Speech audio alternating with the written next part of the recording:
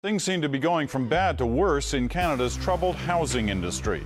New figures out tonight show last month was the slowest month for house construction in 13 years. Is it going to happen? Is mortgage defaults going to spike in Canada?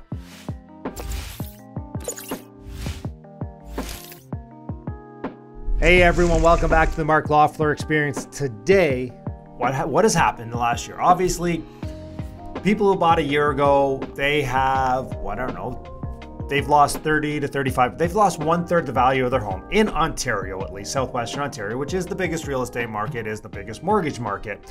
Now, if you had taken a variable rate mortgage, then your variable rate mortgage is probably up 3 to 4 times. You probably have hit your trigger rate, so you've had increased payments.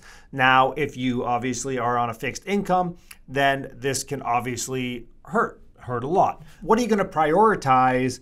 Are you going to prioritize paying this mortgage, or are we going to see an increase in defaults? And maybe you're going to prioritize it, but at some point it's going to be like, wow, I can't get out from under this. My option is just to default. I don't have enough liquidity in the property. Like I owe more than it's worth. So I'm just going to let it go. Here, Mr. Bank, take your property back. Thank you so much. Have a great day. Vida Zane. And maybe that's what happens. But are we going to see that? I mean, currently, mortgage default rates, yes, they've gone up. But they went up from the historical low of 0.14% to like 0.16%. So yes, they increased about 20%. But obviously, that's pretty small.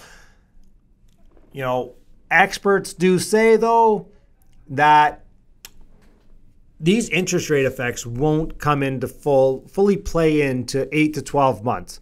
So January's interest rate effect won't come into 8 to 12 months. That's August to August to December this year. We didn't really start increasing interest rates until, April, May, when inflation started getting real bad. So we could be in for a lot more world of hurt. Like, there's going to be a lot more people hurting in this August, September, October. Are we going to see a lot more of these properties come on that obviously have defaulted on their mortgage? Now, if you look back to like the early 90s, the default rate was like 0.6%. So it's 4 times higher than it was today. Comment. I want to know. I want you guys to get your crystal ball out. Where do you think we're going with these defaults? Are we going to get that high? Are we going to get higher? Because this is something that can trigger the market like no other, where, somebody's stuck. I've seen this already, that a person came to me with a portfolio of 4 properties. They had a first mortgage on it. They had a second mortgage on it. They were really leveraged, and they couldn't get out. Just couldn't get out. They were screwed. They just couldn't make it work. And they were basically going to have to go. They were going to let the bank take the properties. They were going to file bankruptcy, and they were walking away. I mean, obviously, it's not that simple, and there would be more to it than that. But that's the be-all and end-all of it, is that that's what they were going to do. And this is just the tip of the iceberg. They just got caught before anybody else. So who's going to get caught, I guess, is who are we going to see swimming with their pants down, or swimming naked, as they say? And has the swimming even started yet? I mean, they're swimming, but the tide hasn't gone fully out. The tide's pulled back a bit, but the tide's not fully out yet. There could be another fundamental change in the real estate market coming soon. I like to collect real estate. Not so much an investor. I'm a collector at this point. And I know what? I still like to collect. I don't know that we're going to see too much more price declines in the real estate market, in the Ontario market at least, for the simple fact that I still don't think there's enough housing for everybody in Ontario. And I don't think they're going to build enough housing for everybody in Ontario. Even with Doug's changes to whatever, I don't think they're going to build enough housing.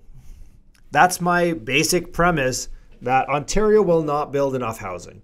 Therefore, prices are going to rise because they're going to increase demand unless they stop moving people in, which those people we need because our population is shrinking without them, or not growing very quickly without them. And we need them to fill jobs that nobody else would do if they weren't here, number one. And, and I'm not talking like service industry. I'm talking doctors, construction, engineers, nurses, primary care providers. These are jobs that there's tons of vacancies in right now that we need to bring in foreign trained people to, no offense, to service either our aging population or whatever that looks like at this moment, because we don't have enough Canadian-born, Canadian-trained, which is fine, yet those people need some place to live, right? And everybody else who comes with them needs some place to live. And this is what we're working on right now. So, okay, that's my basic premise. You guys have heard it before. Let's go back to mortgage default. So this is a quote from a mortgage broker, Ron Butler. There is definitely going to be a rise in defaults in Canada by the spring. We'll hear about more people who lost their houses, Butler said. I don't think it would be systematically dangerous level of default. Is that just like a realtor always telling you to buy a home? I don't know. It's one piece of the puzzle that could drive Canada into a recession. It only takes a few forced sales in one area to pull property values down. Right? And that's the thing, right? If I'm comparing myself to a power of sale, as long as demand's there, it's going to get eaten up pretty quick. We've seen that in the last couple of years. You're in trouble, sell your house, take your equity, move to a lower cost area. If you don't have equity, well, what are you going to do then? Everybody in Ontario is on the hook personally for their mortgage. Everyone personally guarantees their mortgage in Ontario. Alberta, maybe not so much. And this is why prices dove there in 2008 so much, is because people are just like, oh, I'm underwater. It's losing me money. Here's the keys. See you later. And then the banks couldn't sell them. And then they could sell them for a certain amount, and people bought them for a certain amount, but the banks lost the money, not the mortgage owner, right? I don't know the residential mortgage market in Alberta that well, but I'm thinking that they've kind of kept that. I think they've transitioned that somehow to make people more personally liable, but 100% that's not the case. Whereas in Ontario, most people are personally liable for their mortgages. So again, this is just Butler. Butler said he went 3 years without a power of sale on his private mortgage portfolio. That's because, anybody can refinance when the going's good and markets are appreciating at a certain amount. But he's had 2 in the last 7 months. And more clients have preemptively sold their house or chosen to refinance, right? Because they want to get out while they still have equity and ahead of the market. Now, my question then becomes, have we seen that rash of selling and now we're going to be into a more normalized market?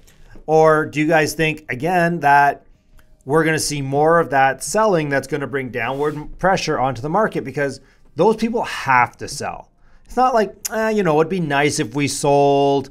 It's fine. We'll hold on.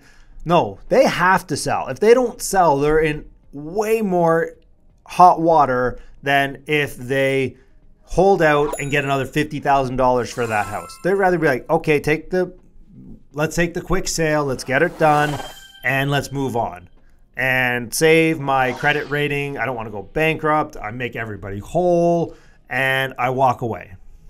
Maybe that's the case. You guys tell me. I love watching these numbers. I find them fascinating. Definitely we're going to see at least a doubling, maybe triple or quadruple of default rates coming up because, again, more and more people are, everything's getting more expensive. Their lines of credit, so if they're maxed out on their line of credit, if they're maxed out on whatever else, it's going to cost them.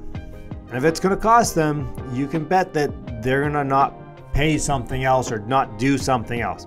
Anyways, guys, those are just my 2 thoughts for today. If it helps you, definitely like and subscribe. If not, like and subscribe anyways and comment down below about how I can make it better. All right, everyone. Thank you so much. We'll catch you next time. Have a great day.